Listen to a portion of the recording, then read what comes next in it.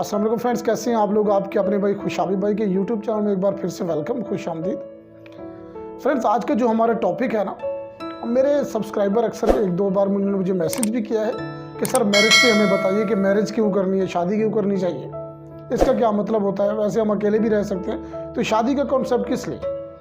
सो आज इसी चीज़ को आपके सामने मैं एक्सप्लेन करने वाला हूँ। काइंडली रिक्वेस्ट है आपसे कि हमारे चैनल खुशाबी भाई को सब्सक्राइब भी करें, हमारी वीडियोस को लास्ट तक वॉच भी किया करें, ज़्यादा से ज़्यादा शेयर भी किया करें। देखिए फ्रेंड्स, ये जो शादी है ना, देखिए हर किसी की लाइफ में अप्स एंड डाउन्स आते रहते हैं, क्लैशेज आते हैं। कुछ चीज़ें हैं जिनको हम अकेले फेस नहीं कर सकते, तो इसलिए हमें एक पार्टनर की ज़रूरत पड़ती है। क्योंकि जो चीज़ें हम दूसरे लोगों से शेयर नहीं कर सकते, वो हम अपने पार्टनर को खुल के बता सकते, उसके साथ शेयर कर सकते, जिससे हमारा जो दिल का बोझ है या हम अगर किसी स्ट्रेस में हैं तो वो कम हो जाती है। लेकिन देखिए, उसके लिए एक चीज़ और मैं आपको बता दूं कि दुआ करें कि पार्टनर जो है ना, वो आपके इमोशंस को समझने वाला हो।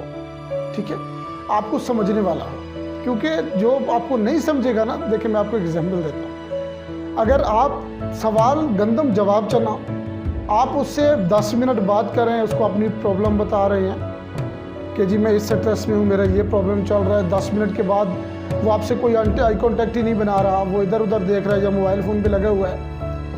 10 मिनट के बाद जब आपकी बात ख़त्म होती तो वो आपसे अचानक बोले कि जी आप क्या कह रहे थे।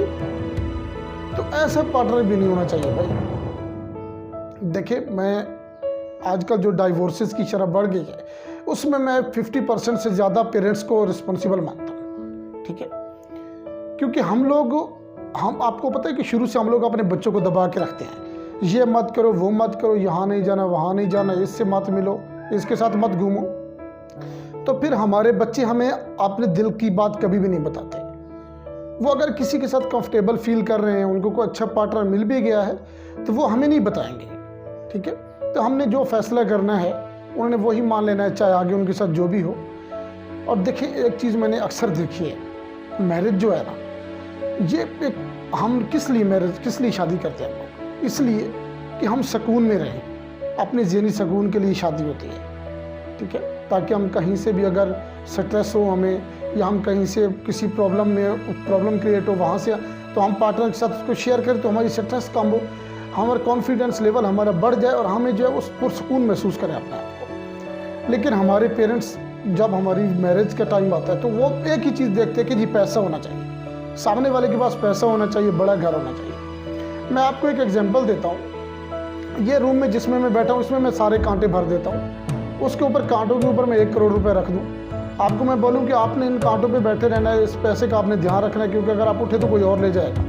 तो आप मुझे बताइए कि आप कब तक उन कांटों पे बैठ के उस पैसे का ध्यान रखेंगे। बैठ सकते हैं आप। तो अगर आप किसी पैसे वाले घर में अपने बच्चों की शादी करते हैं, अगर वो वहाँ पर कंफर्टेबल नहीं होते या उनके साथ एडजस्ट नहीं कर पाते, तो समझिए कांटों पर बैठने वाली बात है। और ज़िंदगी में अप्स एंड डाउन्स आते हैं, क्लैशेज आते हैं। आप इमेजिन करें कि अगर जिस घर में पैसे वाला करके आपने बच्चों की शादी की और वहाँ पे वो किसी क्लैशेज में आ जाएं, ठीक है, या उनको कोई बहुत बड़ा लॉस हो जाए, तो पैसा ना रहे तो फिर आप क्या करेंगे। सो यही चीज़ है, जब शादी आप करते हैं अपने बच्चों की, तो कम से कम आप उनसे एक बार पूछ लिया करें कि क्या ये जो डिसीजन है हमारा, आप इसको एक्सेप्ट करते हैं या नहीं करते, या आपका कोई और पार्टनर है जिसके साथ आप खुद को सेफ फील करेंगे।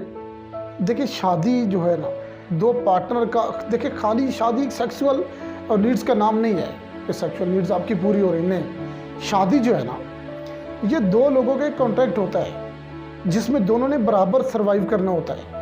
अगर एक सुस्ती करता है या एक पीछे हटता है, तो ये सिस्टम ऑटोमेटिक ही ख़राब होना शुरू हो जाता है। ठीक है, तो कोशिश करें ऐसा पार्टनर होना चाहिए आपका।